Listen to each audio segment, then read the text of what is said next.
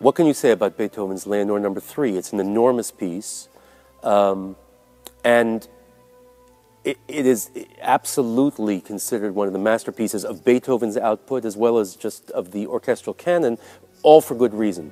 When I say enormous, just the sheer length of it at 14 minutes is more than double the overture that he finally ended up with for the opera Fidelio, which is called now the Fidelio opera. He went through 3 iterations of the Leonore overtures. Number 1 and 2 are both shorter.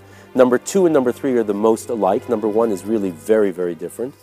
But in the end, Leonore 3 was so big, it was deemed almost, not almost, it was deemed too big for the opera. Beethoven, in a genius way, was able to capture the drama and the fear that is part and parcel of this story, and the heroism of Leonore as she battles valiantly to liberate her unjustly jailed husband, Florestan.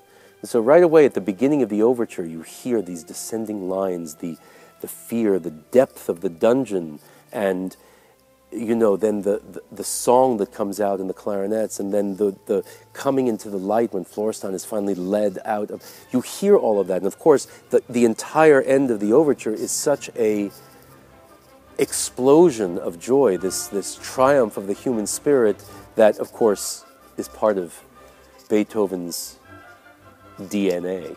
But it is expertly done and beautifully wrought, and he makes the orchestra sound so good. You know, there's something so well written, but harmonically, the structure of the overture in all of its big canvas manages to be so coherent, and harmonically it brings you to places where really there are, from a musical point of view, these enormous surprises, but then in the end, you know, this feeling of arrival and resolution is, it's an extraordinary release, and it's a miracle. This piece is a miracle.